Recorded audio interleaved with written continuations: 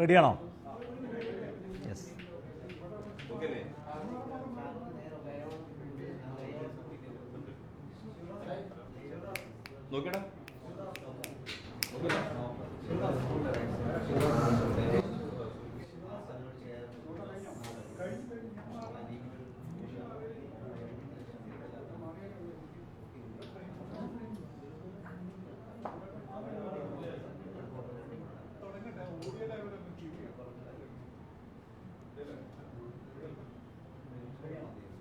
Okay.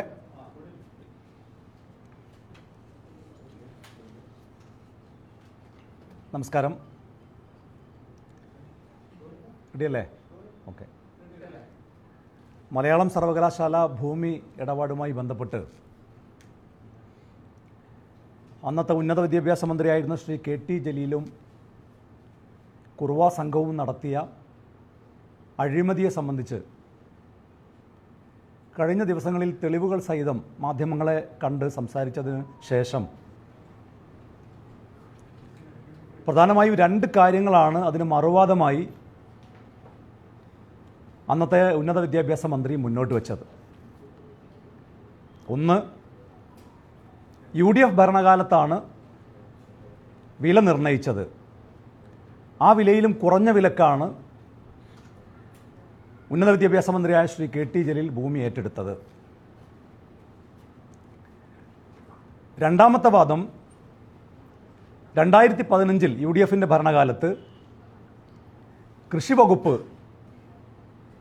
ഇതിന് ഈ ഭൂമി ഏറ്റെടുക്കുന്നതിന് അനുമതി കൊടുത്തിട്ടുണ്ട്. മൂന്നാമത്തെ കാര്യം, ഈ വെട്ടം വില്ലേജിലെ ഭൂമി ഏറ്റെടുക്കുന്നതിന് വേണ്ടി സംസ്ഥാന സർക്കാർ UDF ഭരണകാലത്ത് 25 കോടി രൂപ അഡ്മിനിസ്ട്രേറ്റീവ് സാങ്ഷൻ നൽകിയിട്ടുണ്ട്. ഇന്ന് രാവിലെ മുതൽ ഒരു ചാനൽ വളരെ ബ്രേക്കിംഗ് ന്യൂസായി ആ വാർത്ത കൊടുത്തുകൊണ്ടേയിരിക്കുകയാണ്.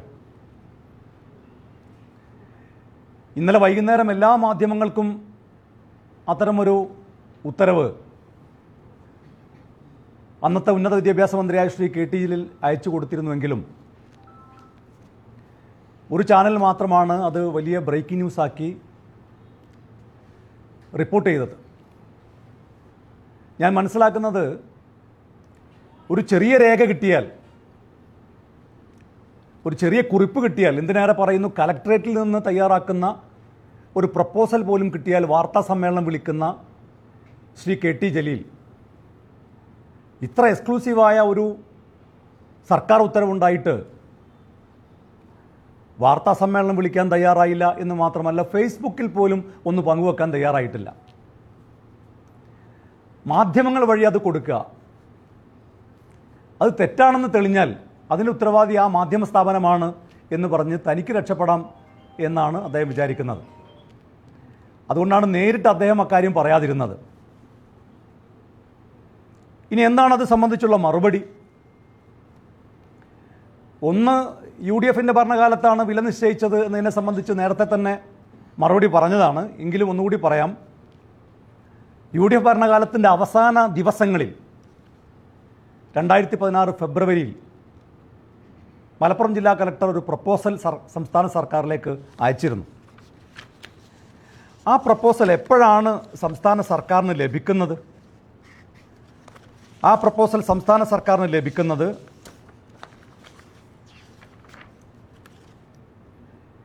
23/6/2016. അന്നാരാ കേരളം ഭരിക്കുന്നത്? ഐക്യജനാധിപത്യ മുന്നണിയാണോ? UDF ആണോ? കേരളം ഭരിക്കുന്നത് ഇടതുപക്ഷ ജനാധിപത്യ മുന്നണി. ഞാൻ അതിൻ്റെ കോപ്പി മാധ്യമങ്ങൾക്ക് നൽകാം. 1,70,70,000 രൂപ വില നിശ്ചയിച്ച് SLEC അംഗീകാരത്തിനായി സർക്കാരിനും റവന്യൂ വകുപ്പിനും 23/6/2016 തീയതിയിലെ LN നമ്പർ സോ പ്രകാരം സമർപ്പിച്ചിരുന്നു. എന്ന് പറഞ്ഞാൽ 1,70,70,000 എന്ന വില സംസ്ഥാന സർക്കാരിലേക്ക് ജില്ലാ കലക്ടർ പ്രപ്പോസലായി സമർപ്പിക്കുന്നത് ഇടതുപക്ഷ അധികാരത്തിൽ വന്നതിന് ശേഷമാണ്. അപ്പോൾ UDF സർക്കാരിൻ്റെ കാലത്താണ് ഇത്തരമൊരു വില നിശ്ചയിച്ചത് എന്ന ആക്ഷേപത്തിൽ ഒരു കഴമ്പുമില്ല. സംസ്ഥാന സർക്കാർ ഇങ്ങനെ ഒരു റിപ്പോർട്ട് കാണുന്നത് തന്നെ UDFിൻ്റെ ഭരണം മാറി ഇടതുപക്ഷം അധികാരത്തിൽ വന്നതിന് ശേഷമാണ്. പിന്നെ ഇന്ന് രാവിലെ മുതൽ ബ്രേക്കിംഗ് ന്യൂസായി കൊടുക്കുന്ന രണ്ട് വാർത്ത. ഒന്ന് കൃഷി വകുപ്പും അതുപോലെ തന്നെ ഗവൺമെൻറ്റിൻ്റെ മറ്റൊരു ASനെ സംബന്ധിച്ചുമുള്ള വാർത്തയാണ്. വെട്ടം വില്ലേജിലെ ഇങ്ങനൊരു ഭൂമി ഏറ്റെടുക്കാൻ വേണ്ടി UDF സർക്കാരിൻ്റെ കാലത്ത് തീരുമാനിച്ചിരുന്നു. ലോജിക്ക് അനുസരിച്ച് ആലോചിച്ചാൽ നമുക്ക് മനസ്സിലാകും, ഈ ഭൂമിയുടെ വില പോലും നിശ്ചയിച്ച് സംസ്ഥാന സർക്കാരിലേക്ക് അയക്കുന്നത് ഇടതുപക്ഷം അധികാരത്തിൽ വന്നതിന് ശേഷമാണ്. പിന്നെ എങ്ങനെയാണ് നേരത്തെ ഇങ്ങനൊരു ഉത്തരവ് സംസ്ഥാന സർക്കാർ എടുക്കുക? നിങ്ങൾക്കെല്ലാവർക്കും അറിയാം, UDFിൻ്റെ ഭരണകാലത്താണ് മലയാളം സർവകലാശാല നിലവിൽ വന്നത്. UDF ആണ് മലയാളം സർവകലാശാല കൊണ്ടുവന്നത്. KT ജലീലും കുറുവാ സംഘവും അതിൻ്റെ പേരിൽ തട്ടിപ്പ് നടത്തുകയാണ് മാത്രമാണ് ചെയ്തത്, ഭൂമിക്കൊള്ള. മലയാള സർവകലാശാല UDF തുടങ്ങിയ സമയത്ത് ആ പ്രദേശത്തെ വിവിധ വസ്തു ഉടമകൾ മലയാള സർവകലാശാലയെ സമീപിച്ചിരുന്നു. മലയാള സർവകലാശാലയെ സമീപിച്ചിട്ട് ഞങ്ങളുടെ ഭൂമി തയ്യാറാണ്, വിട്ടുതരാൻ തയ്യാറാണ് എന്ന് സർവകലാശാലയെ അറിയിച്ചപ്പോൾ സർവകലാശാല അത്തരം കാര്യങ്ങളൊക്കെ സംസ്ഥാന സർക്കാരിലേക്കും അയക്കും. സ്വാഭാവികമായ സാധാരണ ഒരു നടപടിക്രമം. ആ നടപടിക്രമത്തിൽ ഇപ്പോൾ കൃഷി വകുപ്പിന് കൊടുത്താൽ കൃഷി വകുപ്പ് പറയും പാഡി ഫീൽഡ്, കണ്ടൽക്കാട്, തണ്ണീർത്തടങ്ങൾ ഇതൊന്നും നികത്താൻ പാടില്ല, അല്ലാതെ നിങ്ങൾക്ക് കൺസ്ട്രക്ഷൻ നടത്താം. അപ്പം നിങ്ങൾ ചോദിക്കും, എന്തുകൊണ്ടാണ് അങ്ങനെ സ്വാഭാവികമായ നടപടിക്രമമാണ് എന്ന് പറയുന്നത്? അതിൻ്റെ പ്രധാനപ്പെട്ട ഒരു തെളിവ് ഞാൻ മാധ്യമങ്ങളുടെ മുമ്പാകം നൽകുന്നു. ഈ മലയാള സർവകലാശാലയ്ക്ക് വേണ്ടി UDF സർക്കാർ ഇറക്കിയ ഒരു ജിയോ, ഏത് ജിയോ ആണ്? ആദവനാട് വില്ലേജിൽ 100 ഏക്കർ ഏറ്റെടുക്കുന്നതിന് വേണ്ടി UDF ഗവൺമെൻറ് കാലത്ത് ഇറക്കിയ ജിയോ ആണ്. ഇന്ന് ബ്രേക്കിംഗ് ന്യൂസായി കൊടുക്കുന്ന അതേപോലെ തന്നെ UDF സർക്കാരിൻ്റെ കാലത്ത് ഇറക്കിയ മറ്റൊരു ജിയോ ആണ് ആദവനാട് വില്ലേജിൽ 100 ഏക്കർ ഏറ്റെടുക്കുന്നതിന് വേണ്ടിയുള്ള ഈ ജിയോ. ഈ ജിയോക്കകത്തും കൃത്യമായി പറയുന്നുണ്ട്, തണ്ണീർത്തടങ്ങൾ, നെൽവയലുകൾ അതൊന്നും മാറ്റം വരുത്താതെ പൊതു ആവശ്യത്തിന് വേണ്ടി ആദവനാട് വില്ലേജിലെ 100 ഏക്കർ ഏറ്റെടുക്കുന്നതിന് ഞങ്ങൾ സാങ്ഷൻ തരുന്നു, സംസ്ഥാന സർക്കാർ സാങ്ഷൻ തരുന്നു എന്ന് പറയുന്ന ജിയോ ആണിത്. എന്നാൽ ആദവനാട് വില്ലേജിലെ ഈ 100 ഏക്കർ UDFിൻ്റെ ഭരണകാലത്ത് ഏറ്റെടുത്തില്ല. വെട്ടം വില്ലേജിലെ ഇപ്പോൾ ഏറ്റെടുത്ത ഭൂമി ഏറ്റെടുത്തില്ല. ഇനി ആ 25 കോടി വെട്ടം വില്ലേജിലെ ഇപ്പോൾ ഏറ്റെടുത്ത ഭൂമിക്ക് വേണ്ടി മാത്രമായിട്ടുള്ളതാണോ? അല്ല. വെട്ടം വില്ലേജിലെ മറ്റൊരു സ്ഥലം 30 ഏക്കർ. ആ 30 ഏക്കർ ഇപ്പോൾ ശിഹാബ് തങ്ങൾ ഹോസ്പിറ്റൽ നിൽക്കുന്ന അതിൻ്റെ സമീപത്തുള്ള 30 ഏക്കർ ഭൂമി, ആ 30 ഏക്കർ ഭൂമിക്ക് കൂടി കണക്കിലാക്കിയിട്ടാണ് ഈ ഭൂമി ഏറ്റെടുക്കൽ നടപടികൾ ത്വരിതപ്പെടുത്താൻ വേണ്ടി സംസ്ഥാന സർക്കാർ ഇറക്കിയ AS ആണ് ഇപ്പോൾ പൊക്കിപ്പിടിച്ചു കാണിച്ചുകൊണ്ട് അത് UDFിൻ്റെ കാലത്ത് ഇത്തരമൊരു തീരുമാനം വന്നിരിക്കുന്നു, അതിനെ തുടർന്നാണ് എന്ന ഒരു ആരോപണവുമായി ചില മാധ്യമങ്ങൾ രംഗത്ത് വന്നത്. ഇനി ഒരു കാര്യം കൂടി പറഞ്ഞ് ഞാൻ വളരെ നിർണായകമായ ഒരു രേഖ നിങ്ങളുമായി പങ്കുവെക്കാം. മലയാള സർവകലാശാലയുടെ ഭൂമി ഏറ്റെടുക്കലുമായി ബന്ധപ്പെട്ട് UDF മുന്നോട്ട് പോയ സമയത്തെല്ലാം ഇപ്പോൾ ആദവനാട്ട് 100 ഏക്കർ ഏറ്റെടുക്കാൻ വേണ്ടി പോയപ്പോൾ ഈ കുറുവാ സംഘം അവിടെ എത്തി നാട്ടുകാരെ ഇളക്കി, സർക്കാർ ഭൂമി ഏറ്റെടുത്താൽ നിങ്ങൾക്ക് ആർക്കും പൈസ കിട്ടില്ല, അതുകൊണ്ട് ഭൂമി വിട്ടുകൊടുക്കണ്ട എന്ന് പറഞ്ഞ് പ്രകോപനം ഉണ്ടാക്കി. ആ 100 ഏക്കറിൽ തന്നെ ചില ആളുകൾ പിന്നീട് ഭൂമി കൊടുക്കാൻ തയ്യാറല്ല എന്ന് പറഞ്ഞ് രംഗത്ത് വരുന്ന സാഹചര്യമുണ്ടായി UDFിൻ്റെ ഭരണകാലത്ത്. വെട്ടം വില്ലേജിലെ മറ്റൊരു 30 ഏക്കർ ഏറ്റെടുക്കാൻ വേണ്ടി ശ്രമിച്ചപ്പോൾ അവിടെയും ഈ കുറുവാ സംഘം എത്തി.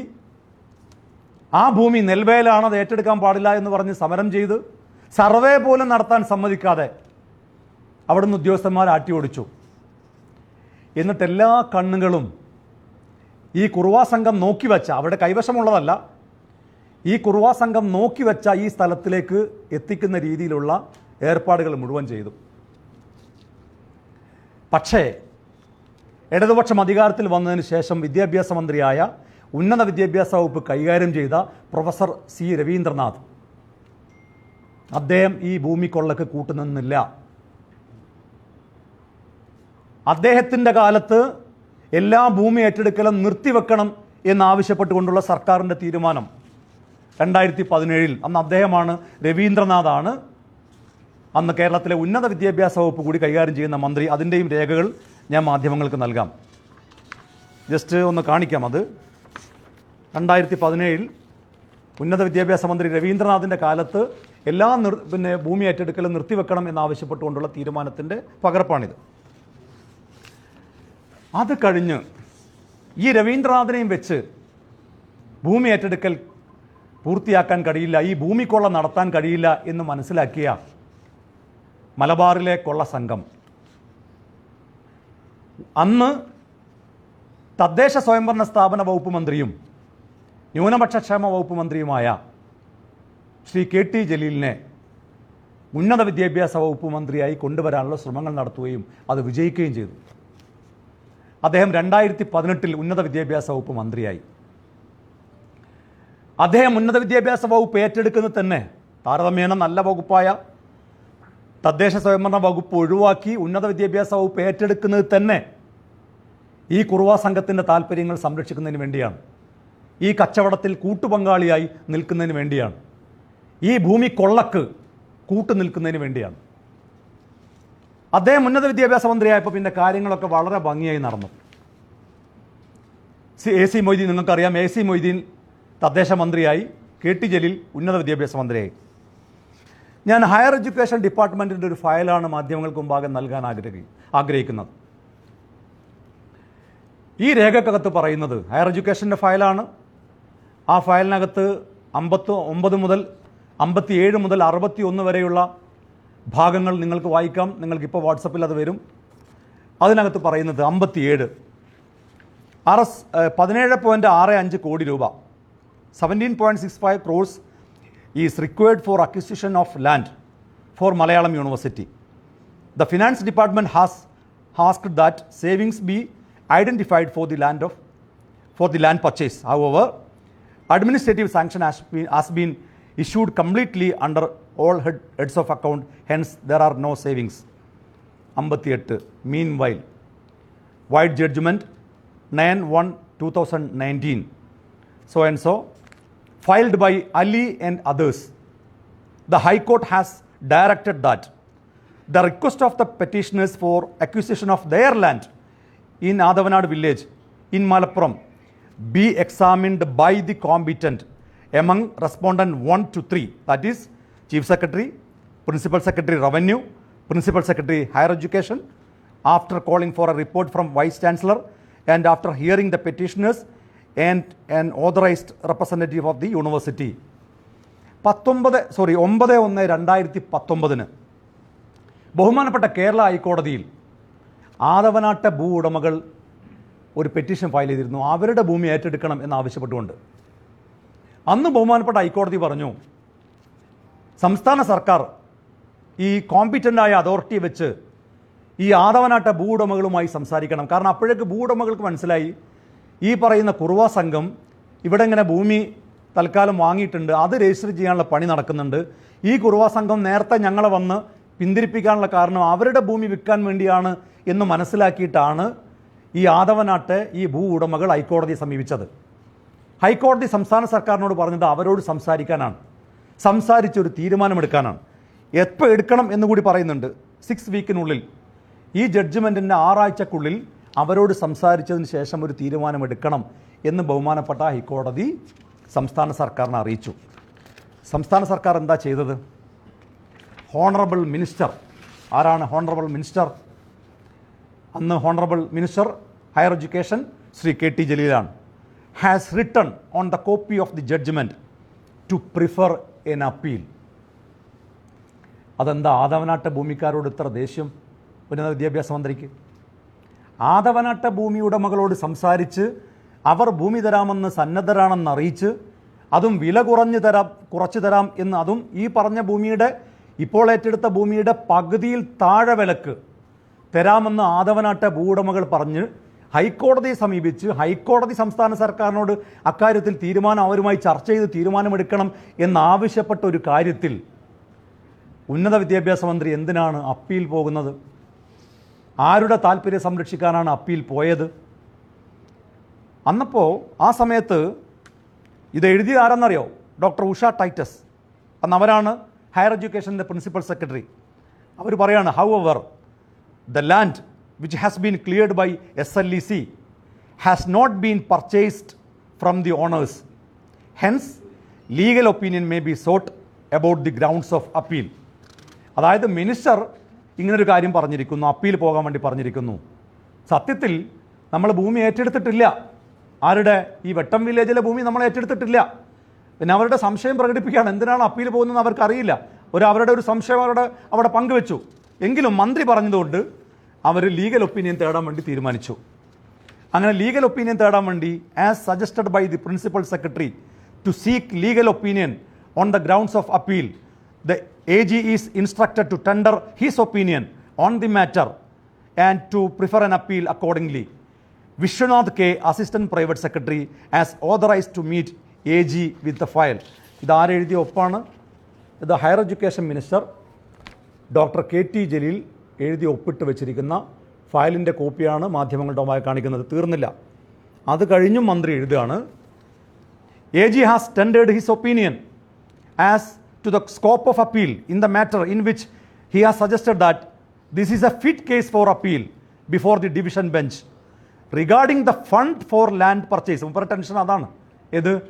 പർച്ചേസിൻ്റെ ഫണ്ടിൻ്റെ കാര്യത്തിലാണ് മുമ്പ് tension. Regarding the fund for land purchase, though the finance department has asked to locate savings, the higher education department has reported that there are no savings since administrative sanction has been issued completely under head of accounts. Hence, it is submitted for orders. The proposal for funds for the purchase of land to the tune of rupees 17.65 crore may be placed before the cabinet for approval. 17.65 കോടി രൂപ ക്യാബിനറ്റിൻ്റെ അപ്രൂവലിന് വേണ്ടി doctor KT Jaleel. ഇപ്പുറത്ത് AG പറഞ്ഞിട്ടുണ്ട്, എന്ത്? നമുക്ക് ഫിറ്റായ കേസാണ്, അപ്പീലിന് പോകാം. ഇത് കേട്ട പാതി കേൾക്കാത്ത പാതി. ഉന്നത വിദ്യാഭ്യാസ മന്ത്രി KT ജലീൽ ഉടനെ പറഞ്ഞിരിക്കുന്നു, നമുക്ക് ഇത് ക്യാബിനറ്റിൽ വെച്ച് ഈ 17.65 കോടി രൂപ പാസ്സാക്കണം. അങ്ങനെ KT ജലീൽ കോടതി ഉത്തരവുകൾ മറികടന്ന്, ഹൈക്കോടതിയുടെ നിർദ്ദേശത്തെ മറികടന്ന്, വഴിവിട്ട് പ്രിൻസിപ്പൽ സെക്രട്ടറിയായ ഉഷ ടൈറ്റസിൻ്റെ പോലും അഭിപ്രായങ്ങൾ പരിഗണിക്കാതെ തൻ്റെ താല്പര്യം സംരക്ഷിക്കുന്നതിന് വേണ്ടിയാണ് ഈ കുറുവ സംഘത്തിന് ഈ 17 കോടി രൂപയുടെ 65 ലക്ഷം രൂപയുടെ കള്ളപ്പണ ഇടപാട് അത് വൈറ്റ് അക്കൗണ്ടാക്കി, വൈറ്റ് മണിയാക്കി തൻ്റെ അക്കൗണ്ടിലേക്ക് വരിക എന്ന് മാത്രമല്ല, കൊള്ളലാഭം ഉണ്ടാക്കി കൊടുക്കാൻ വേണ്ടി ഉന്നത വിദ്യാഭ്യാസ മന്ത്രി ഇടപെട്ടതിൻ്റെ തെളിവുകൾ സഹിതമുള്ള, അദ്ദേഹം ഒപ്പുവെച്ച രേഖകൾ സഹിതമുള്ള തെളിവുകളാണ് മാധ്യമങ്ങളുടെ മുമ്പാകെ ഹാജരാക്കുന്നത്. ഇത് 2021 നിയമസഭാ തെരഞ്ഞെടുപ്പിൽ ഈ കള്ളപ്പണം തിരൂരിലും താനൂരിലും തവനൂരിലുമൊക്കെ ചെലവഴിച്ചു എന്ന് ന്യായമായും സംശയിക്കുന്നു. കാരണം താനൂരിൽ മത്സരിച്ച ഇപ്പോഴത്തെ മന്ത്രിയുടെ സഹോദരന്മാരാണ് ഇതിൻ്റെ ബെനിഫിഷ്യറീസ്. ഒന്ന്. മറ്റൊരു ബെനിഫിഷ്യറി തവനൂരിൽ മത്സരിച്ച, ഇതിന് ചുക്കാൻ പിടിച്ച ഉന്നത വിദ്യാഭ്യാസ മന്ത്രി ശ്രീ KT ജലീലാണ്. മൂന്നാമത്തെ ആൾ ലില്ലീസ് ഗഫൂറാണ്. അദ്ദേഹവും അദ്ദേഹത്തിൻ്റെ സഹോദരങ്ങളുമാണ് ഇതിൻ്റെ ബെനിഫിഷ്യറീസ്. ഈ കൊള്ള സംഘം നടത്തിയ ഈ കൊള്ളക്ക് ഇനി ഏത് രേഖ കാണിച്ചാലും ഇതിനേക്കാൾ വലിയ ഒരു തെളിവുകളെ മറച്ചു പിടിക്കാൻ ഒരു രേഖക്കും സാധ്യമല്ല എന്നതിൻ്റെ നേർസാക്ഷ്യമാണ് ഇപ്പോൾ മാധ്യമങ്ങളുടെ മുമ്പാകെ കാണിച്ചിരിക്കുന്നത്.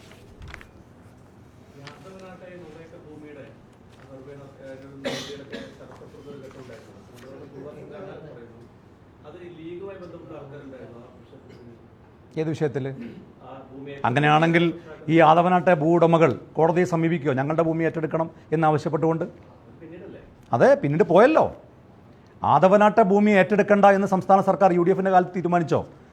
UDFൻ്റെ കാലത്ത് ഇറക്കിയ ജിയോയുടെ കോപ്പിയാണ് ഞാൻ നിങ്ങൾക്ക് കാണിച്ചത്. അതിപ്പോൾ നിങ്ങൾക്ക് നൽകാനും യാതൊരു മടിയുമില്ല. ഒരു കാരണവുമില്ല. മുസ്ലിം ലീഗ് പ്രവർത്തകർ ഒരു ഇഷ്യൂ ഉണ്ടാക്കിയിട്ടില്ല. ഇഷ്യൂ ഉണ്ടാക്കിയത് മുഴുവനും ഈ ആദവനാട്ടെ ഭൂമിയാവട്ടെ, ഈ പറയുന്ന ശിഹാബ്തങ്ങൾ വെട്ടം വില്ലേജിൽ തന്നെ മറ്റൊരു സ്ഥലമാകട്ടെ, ശിഹാബ്തങ്ങൾ ഹോസ്പിറ്റലിൻ്റെ പരിസരത്തുള്ള ആ സ്ഥലമാവട്ടെ, ആ സ്ഥലമൊക്കെ മുടക്കി ഇവർ നോക്കിവെച്ച, ഈ കുറുവാ സംഘം നോക്കിവെച്ച ഭൂമി തന്നെ ഏറ്റെടുക്കാൻ വേണ്ടിയാണ് അവർ ഈ നാടകങ്ങൾ മുഴുവൻ കാണിച്ചത്. പക്ഷേ അന്ന് ഇത് മനസ്സിലാക്കിയ C രവീന്ദ്രനാഥ്, അന്നത്തെ റവന്യൂ വകുപ്പ്, CPIയുടെ മലപ്പുറം ജില്ലാ കമ്മിറ്റി അതിശക്തമായ വിയോജനക്കുറിപ്പ് പറഞ്ഞു. റവന്യൂ മന്ത്രി ഇത് അറിഞ്ഞിട്ടില്ല എന്ന് പറഞ്ഞു. മാത്രമല്ല, ഈ വിഷയം ആദ്യം പറയുന്ന പത്രസമ്മേളനത്തിൽ ഒരു മാധ്യമപ്രവർത്തകൻ എന്നോട് ചോദിച്ചിട്ടുണ്ട്, ഇവിടെ വെച്ച് ചോദിച്ചിട്ടുണ്ട്, അതെന്താ റവന്യൂ വകുപ്പല്ലേ ഏറ്റെടുക്കേണ്ടത്, ഉന്നത വിദ്യാഭ്യാസ മന്ത്രിക്ക് ഇതിലെന്താ പങ്ക്? ആ ചോദ്യം ഞാൻ ഇപ്പോൾ വീണ്ടും ആവർത്തിക്കുകയാണ്. ഉന്നത വിദ്യാഭ്യാസ മന്ത്രിയാണ് ഇതിന് മുഴുവൻ മുൻകൈയെടുത്തത്. ഈ പണം അനുവദിക്കാൻ, ഈ വഴിവിട്ട നീക്കം നടത്താൻ മുഴുവൻ മെനക്കെട്ടത്. രേഖകൾ അദ്ദേഹത്തിന് ഇങ്ങനെ ഒപ്പുവെക്കാൻ പോലും മടിയില്ലെങ്കിൽ ഈ കൊള്ളക്ക് കൂട്ടുനിൽക്കാൻ ഒരു മടിയുമില്ല എന്നല്ല അദ്ദേഹം തെളിയിക്കുന്നത്. കൊള്ള നടത്തുക മാത്രമല്ല, അത് ഫയലിൽ എഴുതി അതിൻ്റെ പേരിൽ എന്ത് ഭവിഷ്യത്ത് വന്നാലും നേരിടാൻ പോലും തയ്യാറാണ്, പണം കിട്ടിയാൽ മതി എന്നൊരു പ്രഖ്യാപനം കൂടിയാണ് ഉന്നത വിദ്യാഭ്യാസ മന്ത്രിയായ ശ്രീ KT ജലീൽ കാണിച്ചുകൊണ്ടിരിക്കുന്നത്. ഈ തെളിവുകൾ പുറത്തു വരും എന്ന് ഭയന്നിട്ട് ഏതെങ്കിലും മാധ്യമത്തെ കൂട്ടുപിടിച്ചിട്ട് ഒരു മാധ്യമപ്രവർത്തകൻ ഇന്ന് പറഞ്ഞത്, ഫിറോസ് എന്തെങ്കിലുമൊക്കെ ഡോക്യുമെൻറ്റ്സുമായിട്ട് വരുമ്പോൾ അതിൻ്റെ ബാക്ക് ഫയലുകളൊക്കെ ഒന്ന് നോക്കേണ്ടതെന്നാണ്. അത് ബാക്ക് ഫയലുകൾ പരിശോധിക്കേണ്ട, അതിൻ്റെ ഫാക്റ്റ് പരിശോധിക്കണ്ടേ? ഫാക്റ്റ് പരിശോധിച്ച് ഇന്ത്യയിലെ എല്ലാ വിമാനത്താവളങ്ങളും അടച്ചുപൂട്ടിയ വിദ്വാനാണ് എന്നെ ഉപദേശിക്കുന്നത്. എല്ലാ ബാക്ക് ഫയലുകളും പരിശോധിച്ചിട്ടാണ് ഞാനൊരു കാര്യത്തിന്, യൂത്ത് ലീഗ് ഒരു കാര്യത്തിന് ഇടപെടുന്നത്. അതിൻ്റെ തെളിവുകളാണ്, സംസാരിക്കുന്ന തെളിവുകളാണ് മാധ്യമപ്രവർത്തകരുടെ മുമ്പാകെ ഹാജരാക്കിയിട്ടുള്ളത്.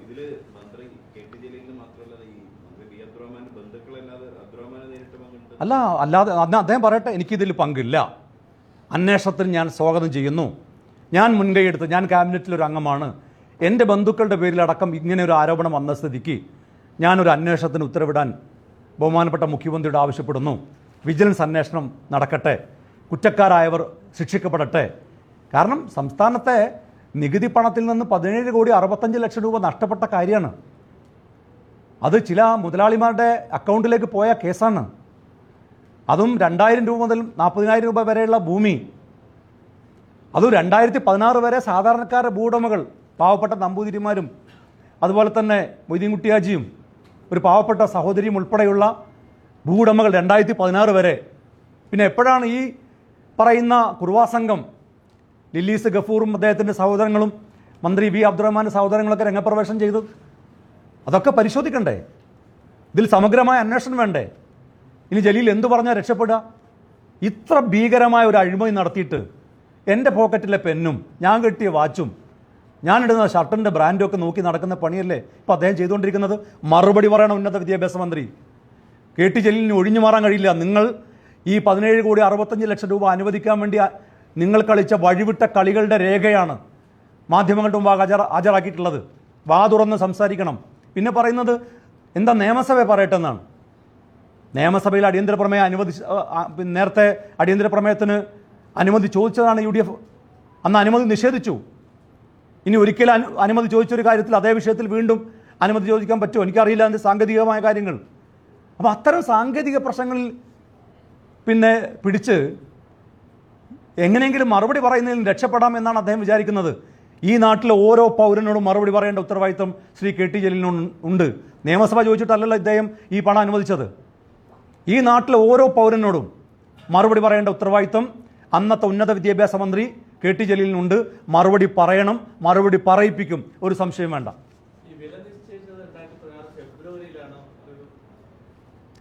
സംസ്ഥാന സർക്കാരിന് വേണ്ടി പ്രപ്പോസൽ, മലപ്പുറം ജില്ലാ കളക്ടർ ഒരു പ്രപ്പോസൽ കൊടുത്തത്, അതായത് ഭൂവുടമകളൊക്കെ അന്ന് കലക്ടറേയും മലയാള സർവകലാശാല VC ചെന്ന് കാണുകയാണ്. അവരൊക്കെ പറയും ഞങ്ങളുടെ ഭൂമി ഇത്രക്ക് തരാം, ഞങ്ങളുടെ ഭൂമി ഇത്രക്ക് തരാം. ആ പ്രപ്പോസലൊക്കെ സംസ്ഥാന സർക്കാരിന് അയക്കും. സംസ്ഥാന സർക്കാരാണ് നയപരമായി ഇതിൽ തീരുമാനമെടുക്കേണ്ടത്. UDFൻ്റെ ഭരണകാലത്ത് നയപരമായി ഒരു തീരുമാനവും എടുത്തില്ല. ഇടതുപക്ഷം അധികാരത്തിൽ വന്നതിന് ശേഷം രവീന്ദ്രനാഥ് ഉന്നത വിദ്യാഭ്യാസ വകുപ്പ് കൈകാര്യം ചെയ്തപ്പോഴും നയപരമായ തീരുമാനം എടുത്തില്ല. അദ്ദേഹത്തെ മാറ്റി ഉന്നത വിദ്യാഭ്യാസ വകുപ്പിൽ KT ജലീലിന് കൊടുത്തു. ഇത് ഇങ്ങനെ ഒരു കള്ളക്കളിക്ക് പാർട്ടി അറിഞ്ഞുകൊണ്ടാണോ, അതല്ല ജലീൽ ഏറ്റെടുത്ത നല്ലൊരു വകുപ്പ് തിരിച്ചു പാർട്ടിക്ക് തന്നെ കിട്ടുമ്പോൾ അപ്രധാനമായൊരു വകുപ്പ് കൊടുത്താൽ വലിയ കുഴപ്പമില്ല എന്ന് വിചാരിച്ച് കൊടുത്തതാണോ? അതൊക്കെ ഇനിയുള്ള ദിവസങ്ങളിൽ അന്വേഷണത്തിലൂടെ തെളിയേണ്ട കാര്യമാണ്. ഫെബ്രുവരിയിൽ, അതായത് അതെ, വില നിശ്ചയിക്കല്ല. അതായത് സംസ്ഥാന സർക്കാരിൻ്റെ മലപ്പുറം ജില്ലാ കളക്ടറായിരുന്ന കളക്ടറുടെ പേര് ഞാൻ മറന്നുപോയി. ആ കളക്ടറുടെ മുമ്പാകെ ഭൂവുടമകളെ, അമിത് മീണ എന്നാണ് എൻ്റെ ഓർമ്മ, അമിത് മീണയുടെ മുമ്പാകെ ഭൂവുടമകൾ ചെന്ന് ഒരു പ്രപ്പോസൽ കൊടുക്കുകയാണ്. അപ്പോൾ കളക്ടർ ചോദിച്ചു നിങ്ങൾക്ക് ലാസ്റ്റ് എത്രക്ക് തരാൻ പറ്റും? അപ്പോൾ അവർ 3 ലക്ഷം പറഞ്ഞു, 2 ലക്ഷം പറഞ്ഞു. അതും ആര് പോയി? കെ ടി ജലീൽ പങ്കുവെച്ച, നിങ്ങൾ അതും പരിശോധിക്കണം, കെ ടി ജലീൽ പങ്കുവെച്ച ആ മിനിറ്റ്സിൽ ഭൂ ഉടമകളുടെ ആരുടെയും പേരില്ല. നിങ്ങൾ ആ മിനിറ്റ്സ് പരിശോധിക്കുക, ആരാ പങ്കെടുത്തത്. എന്നാൽ അതിനുശേഷം 1,70,000 നിന്ന് 1,60,000 ആക്കിയ മിനിറ്റ്സിൽ ഭൂ ഉടമകളുടെ പേരുണ്ട്. ആ ഭൂ ഉടമകളുടെ പേരാണ് ഈ പറഞ്ഞ ഇടതുപക്ഷ സ്ഥാനാർത്ഥിയും മന്ത്രിയുടെ ബന്ധുക്കളൊക്കെ. 1,70,000 ചോദിച്ച ഭൂ ഉടമകളുടെ പേരേ ഇല്ല. ആ മിനിറ്റ്സിൽ തന്നെ സംശയമുണ്ട്, അന്വേഷണ വിധേയമാക്കണം. ഇനി ആ മിനിറ്റ്സ് ശരിവെച്ചാൽ പോലും അത് സംസ്ഥാന സർക്കാരിലേക്ക് അയക്കുന്നത് ഭരണം മാറിയതിന് ശേഷമാണ്. ഒരുപക്ഷെ ഭരണം മാറുന്നതിൻ്റെ തൊട്ട് മുമ്പ് ഈ കുറുവാ സംഘം അവർക്ക് അവരുടെ പേര് മെൻഷൻ ചെയ്യാൻ പറ്റില്ല, കാരണം അവരുടെ പേരിലല്ല അന്ന് ഭൂമിയുള്ളത്. ഈ കുറുവാ സംഘം ഒരു പ്രപ്പോസൽ ഈ ഭൂമി വാങ്ങുന്നതിന് മുമ്പ് കലക്ടറുമായി സംസാരിച്ച് ഒരു ധാരണയിലെത്തുകയും ഭരണം മാറിയാൽ ഈ നീക്കങ്ങൾ നടത്താം എന്ന് വിചാരിച്ച് ഭരണം മാറിയതിന് ശേഷം അത് അയപ്പിക്കുകയും ചെയ്തതാവാം. അതും അന്വേഷണ വിധേയമാക്കണം. പക്ഷേ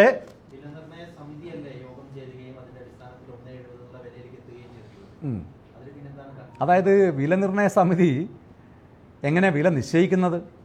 നിങ്ങളുടെ ഒരു വസ്തു നിങ്ങൾ എനിക്ക് തരികയാണെങ്കിൽ നിങ്ങൾ സമ്മതിക്കണം എത്രയാണ് വില എന്നുള്ളത്. അല്ലെങ്കിൽ സംസ്ഥാന സർക്കാർ അങ്ങോട്ട് പറയണം ഞങ്ങൾക്ക് ഇത്ര വിലക്ക് എടുക്കാൻ പറ്റുള്ളൂ എന്നുള്ളത്.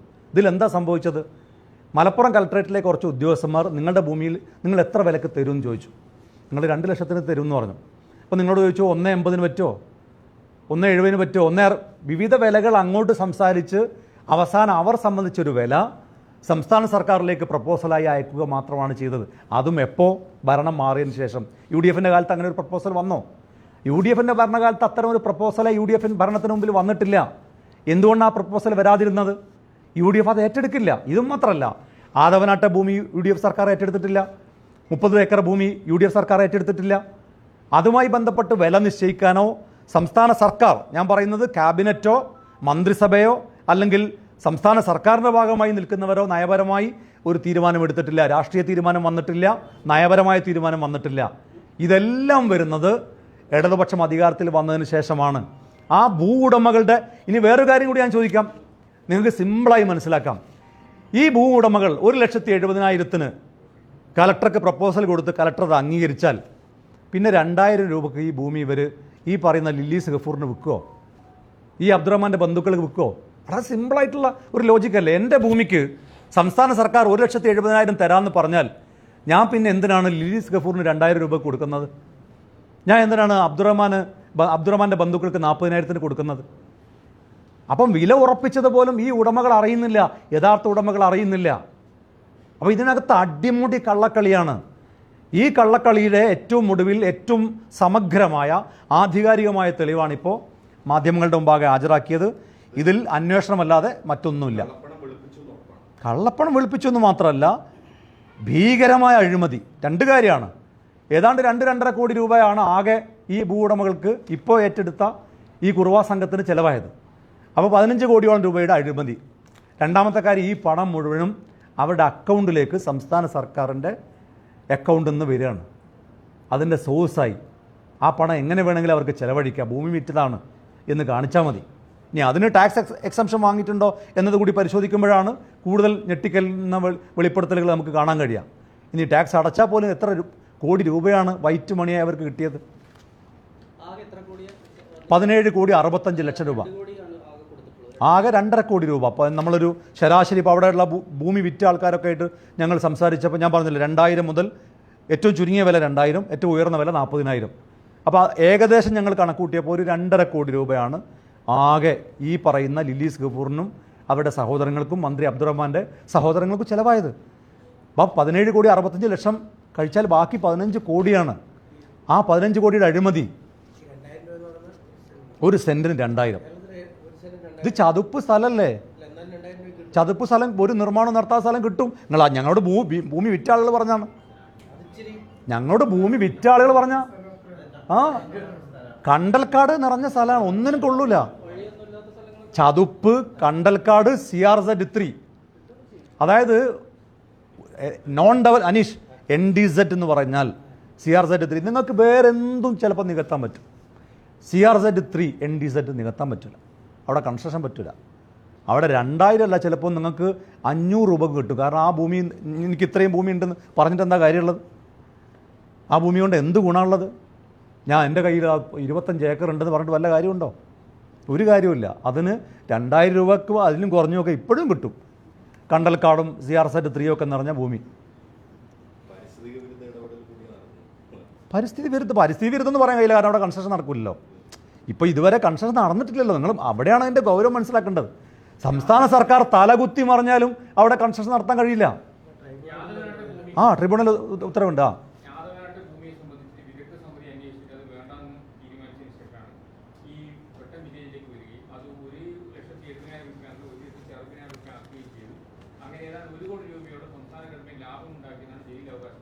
ജലീൽ അവകാശമല്ലേ? ഞാൻ കാണിച്ചത് ഹൈക്കോടതി ഉത്തരവാണ്. ഹൈക്കോടതി ഉത്തരവ് മറ്റേ ഫയൽ രേഖപ്പെടുത്തുക മാത്രമല്ല കേട്ടോ ചെയ്തത്. ഹൈക്കോടതി ഉത്തരവിൻ്റെ കോപ്പി എൻ്റെ കൈവശം. ഹൈക്കോടതി ഉത്തരവിനകത്ത് ഈ പറയുന്ന അലി ആൻഡ് അതേഴ്സ് ആരൊക്കെയെന്നറിയാം? ആദവനാട്ടെ ഭൂവുടമകൾ അലി, സക്കരിയ, ഇബ്രാഹിംകുട്ടി, അബ്ദുൽ സലാം, മുഹമ്മദ് കുട്ടിയാജി, റുക്കിയ തുടങ്ങിയ അലി മുതൽ ബാക്കി ഭൂവുടമകളെല്ലാം കൂടി ഹൈക്കോടതിയെ സമീപിച്ച് ഹൈക്കോടതി പറയാണ് അവരുടെ ഭൂമി ഏറ്റെടുക്കുന്നത്. അവർ സ്വമേധയാ ഭൂമി തരാൻ തയ്യാറാണെങ്കിൽ, നിങ്ങൾ ഏറ്റെടുത്ത ഭൂമിയേക്കാൾ കുറഞ്ഞ വില, നിങ്ങളിപ്പോൾ പറയുന്ന അന്ന് ഏറ്റെടുത്തിട്ടില്ല, നിശ്ചയിച്ച വിലയേക്കാൾ കുറഞ്ഞ വിലക്ക് ഭൂമി തരാൻ തയ്യാറാണെങ്കിൽ എന്തുകൊണ്ട് അവരുമായി സംസാരിച്ചുകൂടാ? അതുകൊണ്ട് അവരുമായി സംസാരിക്കണം എന്ന് ഹൈക്കോടതി പറഞ്ഞതിനെ എന്തിനാണ് സർക്കാർ അപ്പീൽ പോകുന്നത്? ആ ഭൂമി ഏറ്റെടുക്കണ്ട എന്ന് ആർക്കാണ് താല്പര്യം? ഈ ഉയർന്ന വിലയുടെ ഭൂമി തന്നെ, അതും ചതുപ്പ് സ്ഥലം, കണ്ടൽക്കാട്, CRZ 3, ആ ഭൂമി തന്നെ ഏറ്റെടുക്കണമെന്ന് ആർക്കാണ് നിർബന്ധം? അത് ശ്രീ KT ജലീലിനും അന്നത്തെ ഉന്നത വിദ്യാഭ്യാസ മന്ത്രി KT ജലീലിനും കുറുവാ സംഘത്തിനുമാണ്.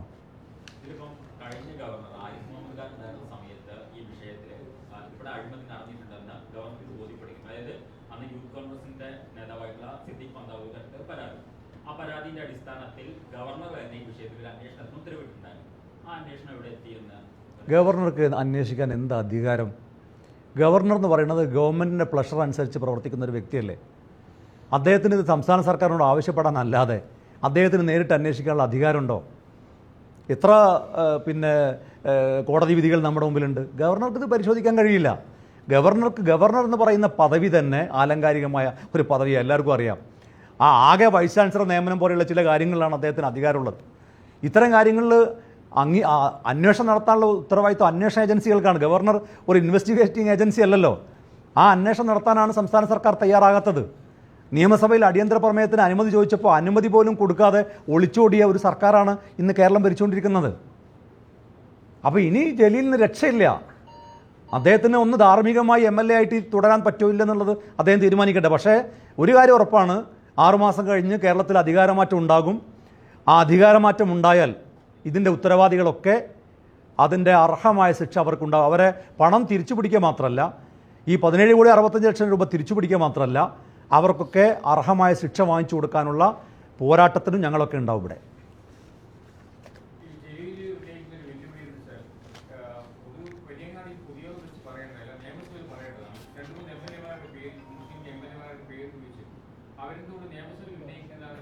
നിയമസഭയിൽ ഉന്നയിച്ചിട്ട് എന്താ സംഭവിച്ചത്? നിയമസഭയിൽ ഉന്നയിച്ചിട്ട് അടിയന്തര പ്രമേയത്തിന് അനുമതി പോലും തരാതെ ഒളിച്ചോടിയത് ആരാണ്? ഇനി മാത്രം ഈ നാട്ടിലെ നികുതി കൊടുക്കുന്ന ഏത് പൗരനും അധികാരമില്ലേ ഉന്നത വിദ്യാഭ്യാസ മന്ത്രിയോട് ഈ ചോദ്യം ചോദിക്കാൻ? ഏത് പൗരൻ ചോദിച്ചാലും അദ്ദേഹം മറുപടി പറയണ്ടേ? അദ്ദേഹത്തിന് ഒന്നും മറച്ചു വെക്കാനില്ലെങ്കിൽ പിന്നെ എന്തിനാണ് നിയമസഭയിൽ തന്നെ? അദ്ദേഹത്തിന് അറിയാം ഒരിക്കലും അടിയന്തര പ്രമേയ അനുമതി ചോദിച്ചൊരു വിഷയത്തിൽ വീണ്ടും ചോദിക്കുമ്പോൾ പല സാങ്കേതിക പ്രശ്നങ്ങളുണ്ടെന്ന് അദ്ദേഹത്തിന് അറിയാം. എന്നിട്ട് അത് പറഞ്ഞ് പിന്നെ കളിയാക്കും. അപ്പോൾ ഈ നാട്ടിൽ ഓരോ പൗരനും ഈ ചോദ്യം ചോദിക്കാനുള്ള അധികാരമുണ്ട്. ജലീലിന് അത്തരം ഈ മുടന്തൻ ന്യായങ്ങളൊന്നും പറഞ്ഞ് മാറി നിൽക്കാൻ കഴിയില്ല. കാരണം അദ്ദേഹം ഒപ്പിട്ട രേഖയാണ് കേരളീയ പൊതുസമൂഹത്തിന് മുമ്പിൽ ഞാൻ ഹാജരാക്കിയത്. അത് കേരളീയ പൊതുസമൂഹത്തിന് വരും ദിവസങ്ങളിൽ ചോദ്യങ്ങൾ ചോദിച്ചുകൊണ്ടേയിരിക്കും. KT ജലീൽ വായ തുറക്കുന്നത് വരെ, മറുപടി പറയുന്നത് വരെ ചോദ്യങ്ങൾ ചോദിച്ചുകൊണ്ടേയിരിക്കും. പരമാവധി ഒരു 6 മാസം അദ്ദേഹത്തിന് പിടിച്ചു നിൽക്കാൻ കഴിയും. അത് കഴിഞ്ഞാൽ അദ്ദേഹത്തിന് അന്വേഷണ ഏജൻസികൾക്ക് മുമ്പിൽ മറുപടി പറയേണ്ടി വരും. വലിയങ്ങാടിയിലും പ്രസംഗിക്കും, ചെറിയങ്ങാടിയിലും പ്രസംഗിക്കും, തവനൂരിലും പ്രസംഗിക്കും, അദ്ദേഹത്തിൻ്റെ വീട്ടിന് മുമ്പിലും പ്രസംഗിക്കും. അതാ ഞാൻ പറഞ്ഞത്, സഭയിൽ ഒരിക്കൽ അവതരിപ്പിച്ച വിഷയം അന്ന് അടിയന്തര പ്രമേയം അനുവദിക്കാൻ പോലും സമ്മതിക്കാത്തൊരു സർക്കാരാണ്. സഭയിൽ അവതരിപ്പിച്ചിട്ട് എന്ത് കാര്യം? സഭയിൽ അവതരിപ്പിച്ചുകൊണ്ട് എന്ത് കാര്യമാണ്? എന്താണ് പ്രത്യേകിച്ച് എന്തെങ്കിലും നടപടി ഉണ്ടാവോ? സഭയിൽ അവതരിപ്പിക്കാൻ പറ്റുമോ എന്നുള്ളത് രണ്ടാമത്തെ കാര്യം. പക്ഷേ സഭയിൽ പറഞ്ഞാൽ മാത്രമേ ഞാൻ പറയൂ. പള്ളി പറഞ്ഞാൽ മതി എന്ന് പറയാറില്ലേ പണ്ട് തോൽക്കുമ്പോൾ? ഉത്തരം മുട്ടുമ്പോൾ പള്ളി പറഞ്ഞാൽ മതി എന്ന് പറയാറുണ്ട്. എന്ന് പറഞ്ഞതുപോലെ ഉത്തരം മുട്ടുമ്പോൾ സഭയെ പറഞ്ഞാൽ മതി എന്നാണ് ഇപ്പോൾ പറയുന്നത്. ആലോചിക്കും, ലോകായുക്തയുടെ അധികാരമൊക്കെ എടുത്തു കളഞ്ഞില്ലേ? കേരളത്തിൽ എത്ര മാധ്യമങ്ങൾ അത് ചർച്ച ചെയ്തു? ഈ അഴിമതി അന്വേഷണം പേടിക്കുന്ന ഒരു സർക്കാർ കെ ടി ജലീൽ അയോഗ്യനായപ്പോൾ ഇനി വേറെയും മന്ത്രിമാർക്ക് നേരെ ഇത്തരം ആരോപണങ്ങൾ വരുമോ, അല്ലെങ്കിൽ ജലീൽ തന്നെ വീണ്ടും ഈ കളികളൊക്കെ ഇനിയും പിടിക്കപ്പെടാനുണ്ട് എന്നത് കണ്ടതുകൊണ്ട് ലോകായുക്തയുടെ പല്ലും നഖവും എടുത്തു കളഞ്ഞില്ലേ? എന്തിനാ ലോകായുക്ത? ഈ നാട്ടിൽ ഈ സർക്കാർ ഉദ്യോഗസ്ഥന്മാരും മന്ത്രിമാരും നടത്തുന്ന അഴിമതി കണ്ടുപിടിക്കാനല്ലേ? ആ അഴിമതി കണ്ടുപിടിക്കാനുള്ള ഒരു അധികാര സ്ഥാപനത്തിൻ്റെ പല്ലും നഖവും എടുത്തു കളഞ്ഞ ഒരു സർക്കാരല്ലേ ഇന്ന് കേരളം ഭരിച്ചുകൊണ്ടിരിക്കുന്നത്. അപ്പോൾ ജനങ്ങളോട് ഞങ്ങൾ സംസാരിക്കും, ജനകീയ കോടതിയിൽ ഞങ്ങൾ നിരന്തരമായി പോകും, ഞങ്ങൾ സംസാരിക്കും, അവരെ കൊണ്ട് മറുപടി പറയിപ്പിക്കും. ഇനി പിടിച്ചേക്കാൻ കഴിയില്ല.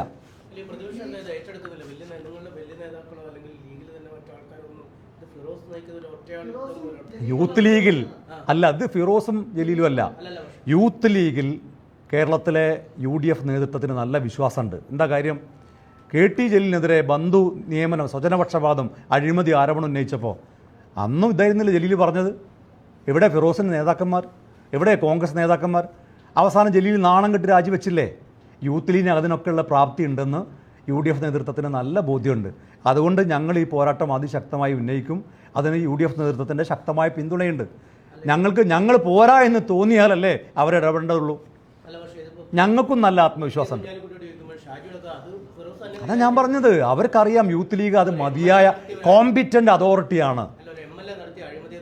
അതെ, ഇത് ജലീലിനെ പോലെയുള്ള ഒരാളെ മന്ത്രിസ്ഥാനത്ത് രാജിവെപ്പിക്കാൻ യൂത്ത് ലീഗിന് കഴിഞ്ഞിട്ടുണ്ടെങ്കിൽ, ഇപ്പോൾ MLA അല്ലേ അദ്ദേഹം, ഇതിനേക്കാൾ വലിയ അധികാര സ്ഥാനത്തായിരുന്നില്ല അദ്ദേഹം നേരത്തെ ഇരുന്നത്.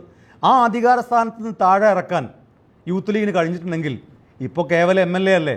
ആ MLA പദവിയിൽ ഇരിക്കുന്ന ഒരാൾക്കെതിരായിട്ടുള്ള പോരാട്ടത്തിന് നേതൃത്വം കൊടുക്കാൻ യൂത്ത് ലീഗിന് നല്ല പ്രാപ്തി ഉണ്ടെന്ന് ഞങ്ങളുടെ നേതാക്കന്മാർക്ക് അറിയാം. ഒറ്റയാളല്ല, യൂത്ത് ലീഗാണ്. ഒറ്റയാളുടെ പ്രശ്നമല്ല. യൂത്ത് ലീഗ് എന്ന പ്രസ്ഥാനത്തെ റെപ്രസെൻ്റ് ചെയ്യുന്നു ഞാൻ, അതിൻ്റെ ജനറൽ സെക്രട്ടറി എന്ന നിലക്ക്. അല്ലാതെ ഫിറോസിൻ്റെ പോരാട്ടമല്ല. എനിക്കെന്ത് വ്യക്തിപരമായി ഞാനും ജലീലും തമ്മിൽ എന്തിന് പോരാടണം?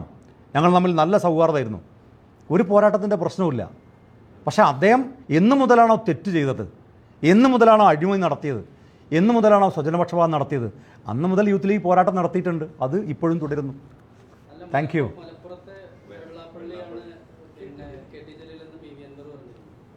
അതൊക്കെ ഓരോരുത്തരുടെ അഭിപ്രായങ്ങൾ. അത് നമ്മുടെ വിഷയം അതൊന്നും അല്ലല്ലോ. അതൊക്കെ പിന്നെ അദ്ദേഹത്തിൻ്റെ അഭിപ്രായത്തിൽ പറയാനുള്ള സ്വാതന്ത്ര്യമുണ്ട്. അദ്ദേഹം അഭിപ്രായം പങ്കുവെച്ചു. അദ്ദേഹത്തിന് അതിൻ്റെ ന്യായീകരണങ്ങളുണ്ട്. നമ്മളിപ്പോൾ പറയുന്നത് ഈ പ്രധാനപ്പെട്ട അഴിമതിയുമായി ബന്ധപ്പെട്ട ഒരു വിഷയമാണ്. എങ്ങനെങ്കിലും അതായത് വെള്ളത്തിൻ്റെ ആഴത്തിലേക്ക് ശ്വാസം മുട്ടി ഇങ്ങനെ പോകുമ്പോൾ അവസാനം ഒരു ചവിട്ടലുണ്ട്, നിലത്ത് ഒരു ചവിട്ടിയിട്ടൊന്ന് പൊങ്ങാനുള്ളൊരു ശ്രമമുണ്ട്. ആ ശ്രമത്തിലാണ് മൂപ്പര്. ആ ശ്രമവും പരാജയപ്പെടുന്നതാണ് ഇപ്പോൾ ഇന്ന് കണ്ടത്. ധോത്തി ചലഞ്ച്, ധോത്തി കീറത്തുണി എന്നൊക്കെ പറഞ്ഞിട്ട് ഇങ്ങനെ നടക്കാന്നല്ലാതെ അതിൻ്റെ തെളിവുകൾ സംസ്ഥാന പ്രസിഡന്റ് പാണക്കാട് സെയ്ദ് മുനവ്വറലി ശിഹാബ് തങ്ങൾ അദ്ദേഹം മുമ്പ് പറഞ്ഞെന്താണ്? എനിക്ക് വലിയ വിശ്വാസവും സ്നേഹമൊക്കെ ഉള്ള ആളാണെന്നല്ലേ. യൂത്ത് ലീഗിൻ്റെ സംസ്ഥാന പ്രസിഡന്റ് പറഞ്ഞിരിക്കുന്നു, ഇത് PK ഫിറോസ് ഒറ്റക്കല്ല ഞങ്ങളുടെ അക്കൗണ്ടുകൾ കൈകാര്യം ചെയ്യുന്നത്. യൂത്ത് ലീഗിൻ്റെ ധോത്തി ചലഞ്ച് മാത്രമല്ല, പാർട്ടിയുടെ എല്ലാ ഫണ്ട് കളക്ഷനും സുതാര്യമായിട്ടാണ് നടത്തുന്നത് എന്ന് സംസ്ഥാന പ്രസിഡന്റ് തന്നെ വന്ന് പറഞ്ഞില്ലേ. അപ്പോൾ അതൊക്കെ അദ്ദേഹം രക്ഷപ്പെടാൻ വേണ്ടി ശ്രമിക്കുകയാണ്. അദ്ദേഹം ഇങ്ങനെ പറഞ്ഞുകൊണ്ടേയിരിക്കും. അതൊക്കെ ഞങ്ങൾ കൃത്യമായി പാർട്ടിയുടെ ഫോറങ്ങളിൽ അവതരിപ്പിച്ചതാണ്. അങ്ങനെ പറയാറുണ്ടോ ആരെങ്കിലും? അങ്ങനെ പറയാറുണ്ടോ? ഞാൻ ചോദിക്കട്ടെ, രാഷ്ട്രീയ എതിരാളി അനീഷിന് വ്യക്തിപരമായി ഞാൻ കാണിച്ചു തരാം. അനീഷിന് അങ്ങനെ സംശയം ഉണ്ടെങ്കിൽ നിങ്ങൾ ഈ മാധ്യമ പ്രവർത്തകർ എല്ലാവരും ചൂണ്ടിക്കാണിക്കുന്ന ഒരാൾക്ക് അതിൻ്റെ പിന്നെ തെളിവുകൾ, പക്ഷേ അത് വാർത്തയാക്കാനല്ല. നിങ്ങൾ വാർത്തയാക്കുകയും വേണ്ട. കാരണം എന്താണെന്ന് പറഞ്ഞാൽ അത് ഞങ്ങളുടെ മാത്രം സ്വകാര്യമായിട്ടുള്ള കാര്യങ്ങളാണ്. അത് കാരണം ഞങ്ങളെ പാർട്ടി ഫോറങ്ങളിൽ ഏതെങ്കിലും ഒരു സംഘടന, അപ്പോൾ കണ്ണൂർ ജില്ലയിൽ CPM ധോത്തി ചലഞ്ച് നടത്തുന്നുണ്ട്. എത്ര ബിരിയാണി ചലഞ്ചുകൾ, എന്തെല്ലാം ചലഞ്ചുകൾ. മാത്രമല്ല ഞങ്ങൾ ഗിഫ്റ്റായിട്ട് കൊടുത്തൊരു സാധനമാണ്. ആ ഗിഫ്റ്റായിട്ട് കൊടുത്ത സാധനം ഞങ്ങൾ എന്തിനാണ് പബ്ലിക്കിനോട് പറയേണ്ട കാര്യമുള്ളത്? ഒരു മിനിറ്റ് ഞങ്ങൾ കൃത്യമായി ഇതുപോലെ ഒരു വാർത്താ സമ്മേളനത്തിലാണ് ഞങ്ങൾ പറഞ്ഞത്, ഞങ്ങൾ പാർട്ടി ഫണ്ടായി 600 രൂപ വാങ്ങുന്നു, അതിനൊരു ഗിഫ്റ്റായിട്ട് ഞങ്ങൾ കൊടുക്കുന്നു. ആ ഗിഫ്റ്റ് കൊടുക്കുന്നതിൻ്റെ വില അറിയാൻ എന്തിനാ ജലീലിന് അവകാശം? ഞങ്ങളുടെ രാഷ്ട്രീയ എതിരാളിയല്ലേ? മാത്രമല്ല ജലീൽ ഇന്നലെ പറഞ്ഞല്ലോ ഐ ടിക്ക് പരാതി കൊടുക്കും, ജി എസ് ടിക്ക് പരാതി കൊടുക്കുന്നു. ഐ ടിക്കും ജി എസ് ടിക്കും ഒക്കെ പരാതി കൊടുക്കട്ടെ, ഞങ്ങൾ കാണിച്ചു കൊടുക്കാം. ആ എന്താ കുഴപ്പം? കൊടുക്കാൻ കഴിയും, ഞങ്ങൾ തെളിയിച്ചില്ലേ? ഞങ്ങൾ തെളിയിച്ചല്ലോ കൊടുക്കാൻ പറ്റുമെന്ന്. എന്താ പ്രശ്നം? അതും കൊടുക്കട്ടെ, പരാതി കൊടുക്കട്ടെ. ഞങ്ങളേതായാലും കൊടുത്ത ഗിഫ്റ്റാണ്. ഇപ്പോൾ യൂത്ത് ലീഗിൻ്റെ ഈ ഓഫീസ് ഉണ്ടാക്കിയതിൻ്റെ ഓരോ ടൈല് വാങ്ങിയതിൻ്റെയും ബില്ല് ഞങ്ങൾ പൊതുസമൂഹത്തെ അറിയിക്കാറുണ്ടോ? ഞങ്ങളുടെ പാർട്ടിയുടെ ഇൻറ്റേർണൽ കാര്യമല്ലേ അത്? കൃത്യമായി, ഒരു മിനിറ്റ് അനീഷേ, കൃത്യമായി ഞങ്ങളുടെ വർക്കിംഗ് കമ്മിറ്റിയിലും ഞങ്ങളുടെ കൗൺസിലും അവതരിപ്പിച്ച് പാസ്സാക്കിയെടുത്തൊരു കാര്യമാണ്. അത് ബഹുമാനപ്പെട്ട സംസ്ഥാന ഇനി ഇത് പറയാം, എല്ലാ രാഷ്ട്രീയ പാർട്ടികളും അവരുടെ ഇതുപോലെയുള്ള ഓരോ സാധനം വാങ്ങിയതിൻ്റെ പർച്ചേസ് ബില്ല് മാധ്യമങ്ങളുടെ മുമ്പാകെ ഹാജരാക്കാൻ തയ്യാറാണെങ്കിൽ ഞങ്ങളും തയ്യാറാണ്. എന്തിനാ വെറുതെ ഒരു കീഴ്വഴക്കം ഞങ്ങളായിട്ട് ഉണ്ടാക്കുന്നത്? 100% സുതാര്യത ഉണ്ട്. കെ ടി ജലീൽ ആരാണ്? നിങ്ങൾ ഒരു മിനിറ്റ് ഇത്ര വലിയ വിഷയം അല്ലല്ല, ഒരു മിനിറ്റ്. നിങ്ങളെ ആ മാധ്യമ അജണ്ടക്ക് നിന്ന് തരാൻ തൽക്കാലം സൗകര്യമില്ല. നിങ്ങൾ വാർത്തക്ക് തലക്കെട്ടുകൾ സൃഷ്ടിക്കാനും അതുപോലെ വാർത്തയെ ഡൈവേർട്ട് ചെയ്യാനും നിങ്ങൾ ശ്രമിക്കുമെന്ന് എനിക്കറിയാം. ഇത്ര ഗൗരവമായിട്ടുള്ള 17,65,00,000 രൂപയുടെ ഒരു അഴിമതിയുടെ തെളിവുകൾ സഹിതം നിങ്ങൾക്ക് അവതരിപ്പിച്ചിട്ട് നിങ്ങൾ ജലീൽ പറഞ്ഞ രാഷ്ട്രീയ എതിരാളി ഒരു അടിസ്ഥാനവും ഇല്ലാതെ ഇതുപോലെ എന്തെങ്കിലും തെളിവാണോ? അദ്ദേഹത്തിന് ഞാൻ ചോദിക്കട്ടെ, അദ്ദേഹമല്ലേ കേരളം ഭരിക്കുന്നത്? രാംരാജ് പോയിട്ട് ബില്ല് ചോദിച്ചാൽ സംസ്ഥാന സർക്കാരിൻ്റെ പോലീസിന് ബില്ല് കൊടുക്കൂലേ? എന്നിട്ട് ആ ബില്ലല്ലേ അദ്ദേഹം കാണിക്കേണ്ടത്? അല്ലേ? ഞാൻ ഈ കാണിച്ചതുപോലെ 17,65,00,000 രൂപയുടെ അഴിമതിയുടെ തെളിവ് കാണിച്ചതുപോലെ അദ്ദേഹം അതിന് പകരം അദ്ദേഹം എന്താ ചെയ്യുന്നത്? അദ്ദേഹം വലിയങ്ങാടിയിൽ നിന്ന് അടിസ്ഥാനരഹിതമായ ആരോപണം ഉന്നയിക്കുകയാണ്. ഞാൻ തെളിവുകൾ സഹിതമാണ് സംസാരിക്കുന്നത്. എത്ര നിഷ്പ്രയാസം അദ്ദേഹത്തിന് സാധിക്കും? അദ്ദേഹത്തിൻ്റെ ഭരണത്തിൻ്റെ കീഴിലുള്ള ഒരു പോലീസിനെ രാംരാജിൻ്റെ ഓഫീസിലേക്കോ യൂത്ത് ലീഗിൻ്റെ ഓഫീസിലേക്കോ അയച്ചാൽ പോരെ? ആ ബില്ല് കണ്ടെത്തിയിട്ട് പബ്ലിഷ് ചെയ്യലല്ലേ ബുദ്ധി? അല്ലാതെ ഞങ്ങൾ എന്തിന് കാണിക്കണം? ആർക്ക് സംശയം? ഞങ്ങളുടെ പാർട്ടി പ്രവർത്തകർക്ക് ജലീൽ പറഞ്ഞാൽ തന്നെ അവർക്ക് വിശ്വാസമാണ്. ജലീൽ ഒരു കാര്യം ഉന്നയിച്ചു എന്ന് പറഞ്ഞാൽ, നിങ്ങൾ റിപ്പോർട്ടർ ടി വി അല്ലേ? ആണോ? മാതൃഭൂമിയ? ഏത് ടി വി ആണെങ്കിലും നിങ്ങൾ ഈ ആരോപണം ഉന്നയിക്കുന്നത് ജലീലിനെ സംരക്ഷിക്കാൻ വേണ്ടിയിട്ടാണ് അല്ലേ? വളരെ കൃത്യമല്ലേ? നിങ്ങൾക്ക് ഇത്ര വലിയ തെളിവുകൾ ഇത്ര വലിയ 17,65,00,000 രൂപയുടെ തെളിവ് കിട്ടിയിട്ട് ഒരു അടിസ്ഥാനരഹിതമായ ആരോപണം ഉന്നയിച്ചിട്ട് ആ വാദം ഇങ്ങനെ ഏറ്റെടുത്ത് നിങ്ങൾക്ക് വീണ്ടും ചോദിക്കുന്നതിൽ അല്പം നാണല്ലേ? നിങ്ങളിപ്പോൾ റെപ്രസെൻ്റ് ചെയ്യുന്ന ഏത് ചാനലാണെങ്കിലും നിങ്ങൾ ചോദിക്കട്ടെ, ഞാൻ ചോദിക്കട്ടെ, ഒരു മിനിറ്റ്, അങ്ങനെയാണെങ്കിൽ ഞാൻ ചോദിക്കട്ടെ. അല്ല, നിങ്ങൾക്ക് പ്രയാസം ഉണ്ടാവും. കാരണം എന്താ അറിയോ? നിങ്ങൾ ഈ ജലീൽ ഉന്നയിച്ച വാദങ്ങളെ ഓൺ ചെയ്ത ആൾക്കാരാണ്. അദ്ദേഹം കുടുംബം നിങ്ങളെന്തിനാ പ്രയാസപ്പെടുന്നത്? അദ്ദേഹം പ്രയാസപ്പെട്ടെ. ധോത്തി ചാലഞ്ചിൽ അദ്ദേഹത്തിന് സംശയമുള്ള അദ്ദേഹത്തെ GST പരാതി കൊടുത്തില്ലേ? അദ്ദേഹം IT പരാതി കൊടുത്തില്ലേ? ആ അന്വേഷണം നടക്കട്ടെ. ഇനി ഏതെങ്കിലും ഒരു ഘട്ടത്തിൽ ഞങ്ങൾക്ക് തോന്നുകയാണ്, യൂത്ത് ലീഗിന് സ്വയം തോന്നുകയാണ്, ആ ബില്ല് കൂടി കാണിക്കണമെന്ന് തോന്നിയാൽ ഞങ്ങൾ കാണിക്കും. അല്ലാതെ ജലീൽ ചോദിച്ചാൽ കാണിക്കില്ല. ഞങ്ങൾക്കത് കാണിക്കാൻ മടി ഉണ്ടായിട്ടല്ല, ജലീൽ ചോദിച്ചത് കൊണ്ട് ഞങ്ങൾ കാണിക്കില്ല. ഏതെങ്കിലും ഒരു ഘട്ടത്തിൽ ഞങ്ങൾക്ക് കാണിക്കണം തോന്നിയാൽ ഞങ്ങൾ കാണിക്കും, ഒരു പ്രയാസമില്ല. കാരണം ട്രാൻസ്പെറൻ്റായ, അതായത് നിങ്ങൾ മനസ്സിലാക്കേണ്ട ഒരു കാര്യം, ഈ അക്കൗണ്ട് സാധാരണ എൻ്റെയും നിങ്ങളുടെയും പേഴ്സണൽ അക്കൗണ്ട് പോലെയുള്ള അക്കൗണ്ട് അല്ല. എല്ലാ കൊല്ലവും ഇലക്ഷൻ കമ്മീഷന് കണക്ക് കൊടുക്കണം, എല്ലാ കൊല്ലവും ITRന് കണക്ക് കൊടുക്കണം, ഇൻകം ടാക്സിന് കണക്ക് കൊടുക്കണം. മുസ്ലിം ലീഗിൻ്റെ ദേശീയ കമ്മിറ്റിയുടെയും സംസ്ഥാന കമ്മിറ്റിയുടെയും ഒക്കെ അംഗീകാരമുള്ള പാൻ നമ്പറിലുള്ള അക്കൗണ്ടാണ്. അത് കണക്ക് കൊടുക്കാതെ പോയില്ല. ഞങ്ങൾ GST വെട്ടിക്കാൻ ഞങ്ങൾക്ക് കഴിയില്ല. 100% GST കൊടുത്താൽ ഞങ്ങൾക്ക് അതുകൊണ്ടല്ലേ ഒരു ഭയമില്ലാത്തത്. അദ്ദേഹം വിചാരിക്കുന്നത് എന്താണെന്നറിയോ? ഈ ധോത്തി ചലഞ്ചിൽ എന്തെങ്കിലുമൊക്കെ ലാഭം കിട്ടാൻ വേണ്ടി GSTയിലെങ്കിലും വെട്ടിപ്പ് നടത്തിയിട്ടുണ്ടാവുന്നതാണ്. 100% GST കൊടുത്ത 100% സുതാര്യമായ ഇടപാടാണ് ധോത്തി ചലഞ്ച് എന്ന് മാത്രമല്ല ഞങ്ങളുടെ എല്ലാ ഇടപാടും. അതിൽ ഞങ്ങൾക്ക് ഒരു ഭയമില്ല. അപ്പോൾ ഇപ്പോൾ ഇതിന് മറുപടി പറയിപ്പിക്കും. Okay, thank you. ആ, അതൊക്കെ പറഞ്ഞു കുട്ടാന്ന് പറഞ്ഞാൽ കുട്ടൻ്റെ പേരാട്ടാ. ഈ മാധ്യമങ്ങളിലൂടെ കേൾക്കുമ്പോൾ തോന്നും ഞാൻ മറ്റേ ഇതാക്കി പറഞ്ഞാൽ, കളിയാക്കി പറഞ്ഞാൽ. ആ, ഒക്കെ പറഞ്ഞു, അതൊക്കെ സംസ്ഥാന സർക്കാരിലേക്ക് അയച്ചൊക്കെ വീണ്ടും എത്രയോ തവണ ആവർത്തിച്ചു. ഇനി അതിൻ്റെ തെളിവുകൾ, ഡോക്യുമെൻറ്റ്സ് തരാം, നിങ്ങൾ പരിശോധിക്കും. ആ ഡോക്യുമെൻറ്റ്സ് അല്ലേ ഞാൻ പറഞ്ഞത്.